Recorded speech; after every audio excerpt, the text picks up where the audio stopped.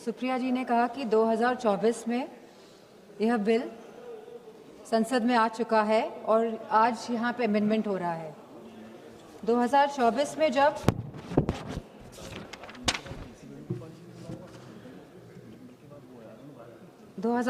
में जब एनटीए द्वारा परीक्षाएं कराई गई तो ये देखा गया कि यूजीसी नीट कैंसिल हुआ एक दिन बाद जब उस परीक्षा करी गई। CSIR NEET, NET PG, CUET ये सब डिले हुए और कैंसिल हुए। इसके बाद सीबीआई इन्वेस्टिगेशन बैठी और आज तक उस इन्वेस्टिगेशन का क्या परिणाम निकला है ये नहीं पता है। तो हम चाहेंगे मंत्री से कि ये बताएं कि इसका क्या परिणाम निकला और कौन कौन लोग इसमें कन्विक्ट हुए। Government appointed an expert panel, made 101 recommendation, and the Centre assured the court on 2nd January 2025 it would implement all of them. इसके बावजूद भी 3 मई 2026 को नीट की परीक्षाएं हुई, 12 मई को परीक्षाएं रद्द हो गई और फिर सरकार ने री एग्जाम कराया 21 जून को। लेकिन सवाल इस बात का है कि जब 2024 में कानून बिल पास हो गया था तभी भी ये लीकेज क्यों हुई? ये जो 2024 के बाद भी जो ये लीकेज हुई है, कहीं एक षड्यंत्र तो नहीं है सरकार का? या तो ये षड्यंत्र है या तो सरकार के जो सिस्टम है इसमें परमानेंट लीकेज है। पिछले 2021 से 2026 तक लगभग 90 स्टूडेंट्स ने आत्महत्या की है और इसी के साथ पिछले 40 दिनों में 20 स्टूडेंट्स ने आत्महत्या करी है।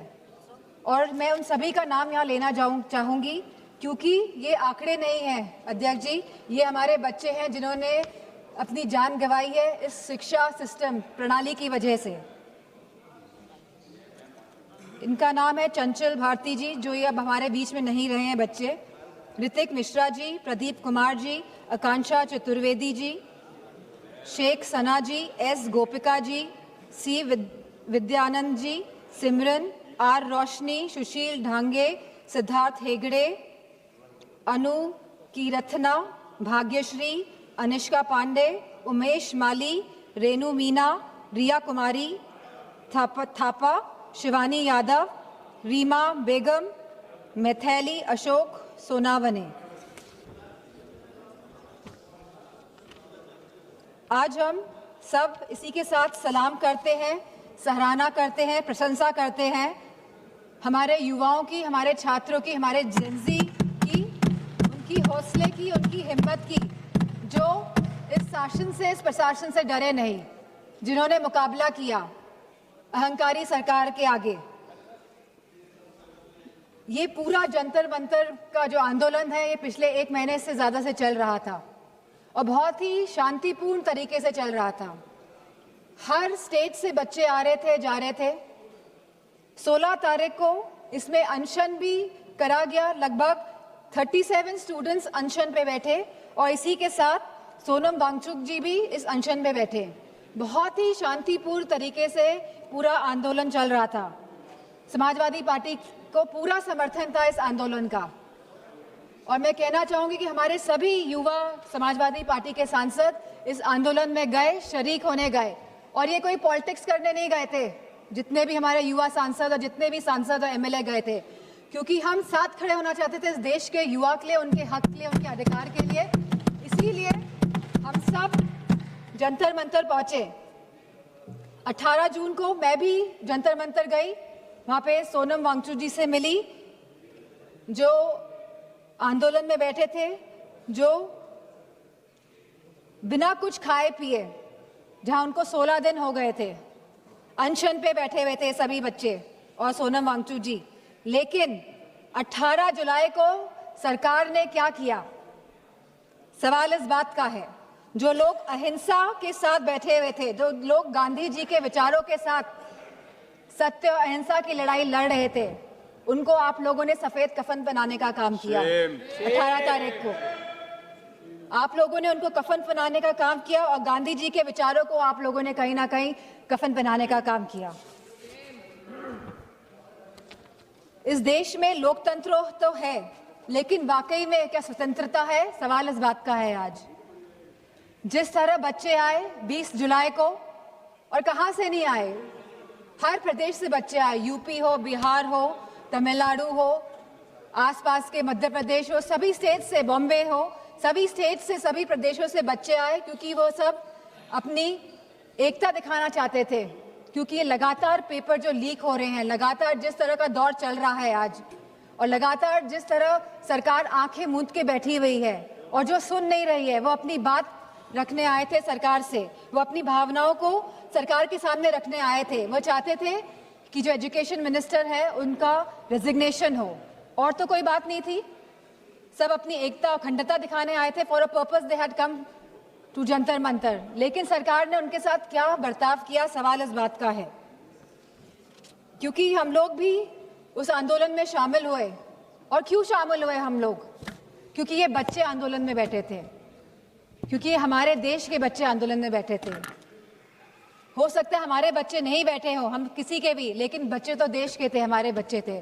इसी भावना के साथ हम इस आंदोलन में गए कि हमको साथ देना है, नहीं तो हम अपना मुंह कैसे दिखाएंगे? हमारी अंतरात्मा क्या जवाब देगी? और ये आत्मा की जवाब जो हम दूसरों को नहीं देना चाहते थे, हम खुद को हमको जवाब देना था। इसीलिए हम सब गए। लेकिन जो बर्बरता देखी गई सड़कों पे, उसका बयान नहीं किया जा सकता है। आपने बैरिकेडिंग लगा दी 100-100 मीटर पर, और बच्चों को आपने वहां पे ट्रैप कर दिया, और फिर वहां पे आपने लाठियां बजाई बच्चों पे, उनके सर फोड़े गए, बेटियों के कपड़े जानबूझ के फाड़े गए।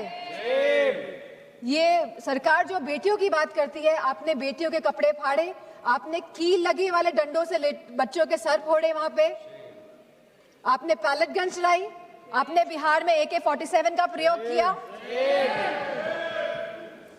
हम थे वहां पे, हमें पता है क्या स्थिति थी।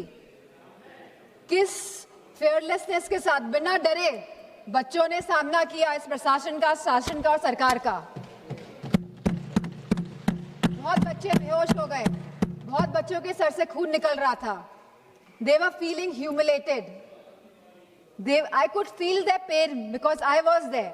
और मैं समझती हूँ जितने भी लोगों ने, जितनी भी माताओं ने, और मैं समझती हूँ पुरुषों ने भी ये रील्स देखी है इंस्टाग्राम में, सोशल मीडिया के माध्यम से, जो भारतीय जनता पार्टी के लोग छुपा नहीं पाए अपनी गोदी मीडिया द्वारा।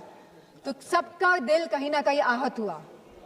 सबको चोट पहुंचाने का काम भारतीय जनता पार्टी की सरकार ने किया है इस आंदोलन को लेके। और जिस तरह से बेटियां इस ट्रॉमा से गुजरी हैं, वो बोल नहीं पा रही थी ठीक से, वो सांस नहीं ले पाई थी ठीक से। जिस तरह से आपने छातियों पे बच्चों का वार किया है, मैं समझती हूँ कहीं ना कहीं आप सबके आगे तो आएगा ही है, कोई भूलने वाला है नहीं। यहाँ पे लोग इमरजेंसी की बात करते हैं, 50 साल पहले इमरजेंसी लगी थी और आज भी इमरजेंसी की बात होती है। लेकिन इमरजेंसी अगर वाकई में आप लोगों को देखनी थी तो आप आते हो सड़कों में देखते कि इमरजेंसी क्या होती है। जहाँ बच्चे खून पसीना बहा रहे थे सड़कों पे, वहां पे आप सब लोग बहुत ही महफूज तरीके से बैठे हुए थे संसद के अंदर। और यहाँ पे बहुत सारे सांसद जो पता नहीं क्या क्या बयान दे रहे हैं बच्चों के लिए, अभद्र भाषा का प्रयोग कर रहे हैं। और साथ में एक सांसद तो आए थे, कह रहे थे कि बहुत ही अराजक तत्व थे। क्या आप हमारे बच्चों को अब अराजक तत्व कहेंगे?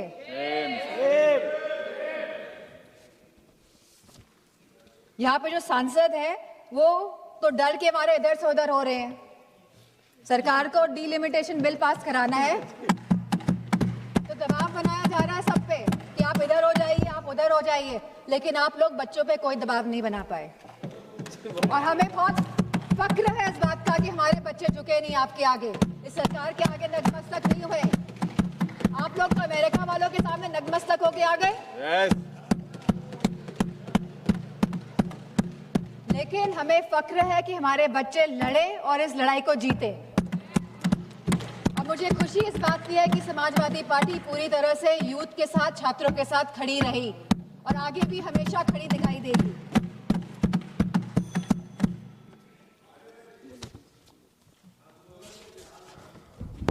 कोई रूल्स और रेगुलेशंस लाने ही है तो ये जो सांसद लोग इधर से संसद के अंदर जो सांसद लोग चाहे लोकसभा और राज्यसभा और इधर से उधर भटक रहे हैं, इसके लिए कोई रूल लेकर आइए, क्योंकि कहीं ना कहीं ये लोकतंत्र को क्षति पहुंचाने का काम कर रहे हैं।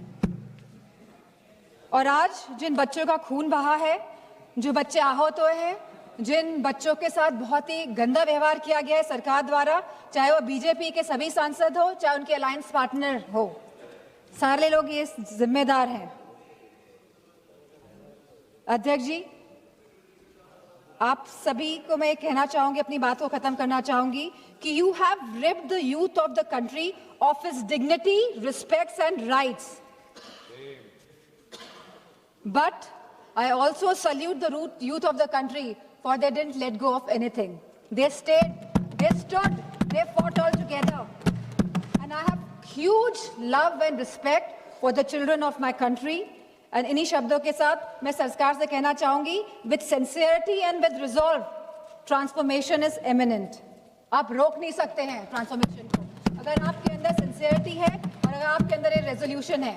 लेकिन आपके अंदर क्या है ये तो आप ही जानते हैं। मैं चाहूंगी कि होम मिनिस्टर आके जवाब दे, जो हमारे बच्चों के साथ बर्बरता की गई। आज आप भारत को डेमोक्रेटिक कंट्री कहते हैं, लेकिन जिस तरह आपने मारा, पीटा और आज भी आप चिन्हित